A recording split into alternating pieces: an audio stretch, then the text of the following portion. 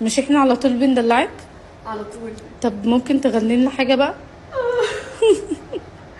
اغني ايه؟ قولي ايه اغنيه. يلا يلا اللي يجي على بالك. اول حاجه تيجي على بالك. مستنياك يا روحي بشوق كلنا عشاق الله. مستنياك تعبت من الاشواق. مستنياك وانا دايبه يا عيني بالفراق الفراق. حبيبي حبيبي. خطيره. السلام عليكم مشاهدي الكرام، تحياتي لكم من ريما ستار. نتمنى تكونوا في احسن احوالكم ان شاء الله. اخواني اخواتي فراولاتي، ما تنسوش دعم القناه باللايك اشتراك وتفعيل الجرس ليصلكم كل ما هو جديد. فمسلسل بسمة بوسيل وتامر حسني مستمر، وقصة طالق راجع طالق راجع، وهذا المسلسل اللي ما بغاش يسالي. وصراحة نعلى الشيطان بسمة، نعلى الشيطان ورجعي لتامر حسني مسكين، راه السطوريات ديالو كلها حب وغرام وطقطق وداك الشي. صراحة ملي سمعت هذوك الأغاني أنا أنا وليت كنحب، واخا ما كاين اللي نحب، المهم وليت كنحب وحيو فيه المشاعر. مهم ما نقولش لكم راه الحجر وكيحيا.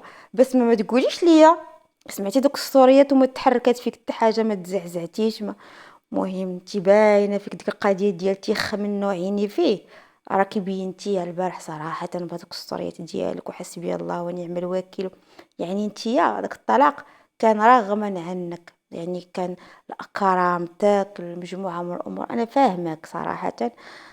ولكن انا صراحه ملي كنت كنشوف ستوريات ديالك ديال البسمه ها هي كدير اليوغا، ها هي كدير سبور، ها هي مع وليداتها، ها هي مسافره هنا، ها هي كدير شوتينغ. قلت واو، زعما صراحه بسمه بوسين تخطاطها، ولكن صراحه مازال ما تخطاطهاش. والستوريات كذلك ديال تامر حسني كيبينوا ان كيتوسلها باش ترجع ليه، وغادي يكون رجوع قريب ان شاء الله. هادشي اللي بغينا حتى حنا، لان هناك ثلاثه ديال الاطفال، ما بغيناش دوك الاطفال يمشيو في الرجلين. فنعلو الشيطان ورجعوا لبعضياتكم. وتامر حسني صراحة هذوك الأغاني اللي حط راه بزاف حط. اللهم احفظنا من القريب قبل الغريب، انت عارف غلاوتك يا حبيبي قد ايه، لو فعلا بتهمك راحتي زي ما بتقول، عرفت اللي فيها، انا تعبان من غيرك، ولا حصدق حاجة تقولها لي، زي ما سهل عليك تنساني حنساك. آم، حقولها وخلاص، بعشق عينيك، ومهم شي حاجة بحال هكاك.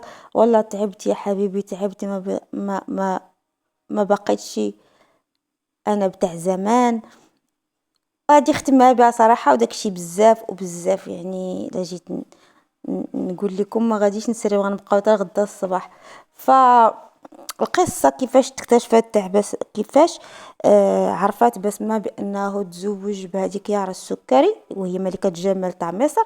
ما عرفت صراحة اش من سنة.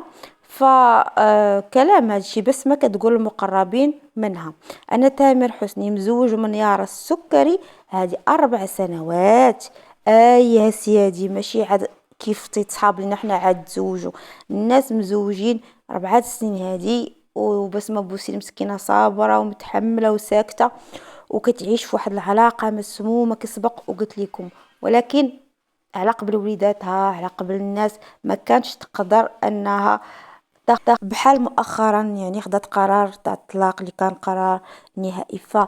من بعد او من محاسن الصدف اللي خلات بس ما تكتشف بالموضوع ديال يارا السكري وتامر حسني، هو انه في احد الاعياد تامر قال بسمة انه مسافر امريكا، سفر الخدمة، اي سفر عمل. وفي هذاك العيد بالضبط يارا السكري وعلى الصفحة ديالتها الرسمية بانستغرام نشرت واحد الصورة ديالتها بالكاب ديال تامر حسني ومن امريكا.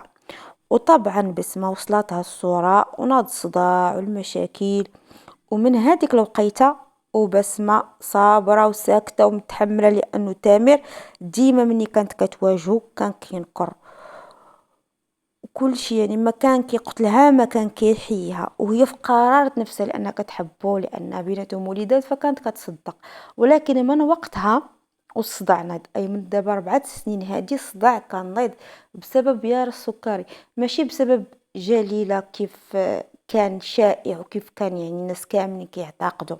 فبقات بسمة ملاهية مع جليلة والإشاعات تاع جليلة والأمور اللي كتخلق، الأفلام اللي كتخلق جليلة، ونسات أن المشكل جايها أو أن العدوة الحقيقية ديالتها أو العشيقة ديال تامر راه هي يارا السكري ماشي جليلة. فمن هذيك الوقيته كيف قلت لكم الصداع نايض. كان تاني واحد الموقف آخر اللي كيتكرر، هو في 20 سبتمبر 2021 بانت يارا السكري في العيد ميلاد ديال الأخت ديالها وفي الإيد ديالها خاتم ديال الزواج. من بعد من هذاك البوست ومن بعد ما تأكدات بأن الصورة والرسالة وصلات البسمة بوسيل، كتحذف الصفحة ديالتها على الانستغرام وكتمسح جميع الصور والفيديوهات.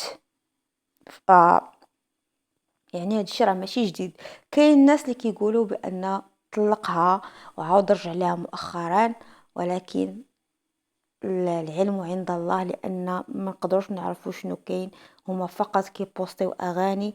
البارح اول مره كتجرأ بسمة بوسيل وكتحط ان هالة اللي كان كيعتبرها تامر بحال ابنة الكبرى ديالته هي السبب ديال ان تعرف على يارا السكري، وهي كانت كتشجعو وكتسهل الامر باش يتلاقى بها وباش يتزوجها.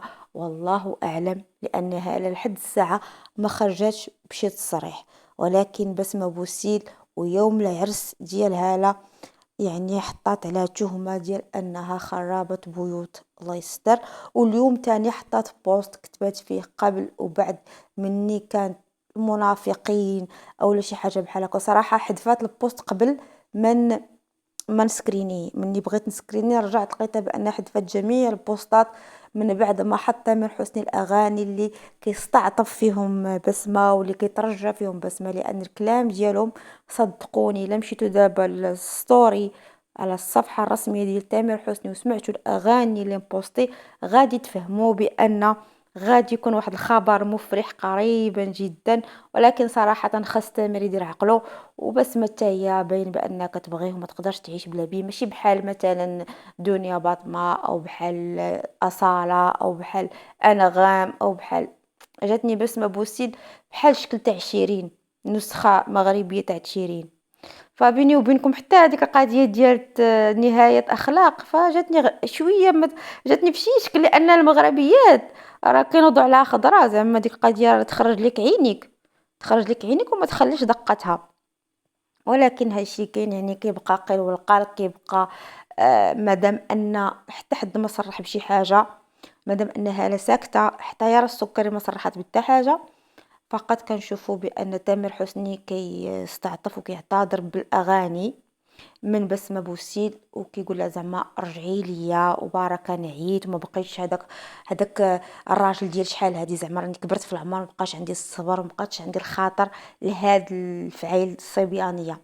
نتمنى ان تامر الى رجع هاد المره البسمة يدير عقله ويبقى ويحد من دوك العلاقات ديالو الطائشه وبسمة راه غزاله زويونة باقا صغيرة بنت الناس يعني مثقفة ما شاء الله، يعني ما فيها حتى حاجة اللي كتعب. فكان هذا فيديو اليوم، ما نطولش عليكم، باي باي عليكم الى فيديو اخر باذن الله. احبكم في الله، ما تنساوش دعم القناة باللايك اشتراك وتفعيل الجرس ليصلكم كل ما هو جديد.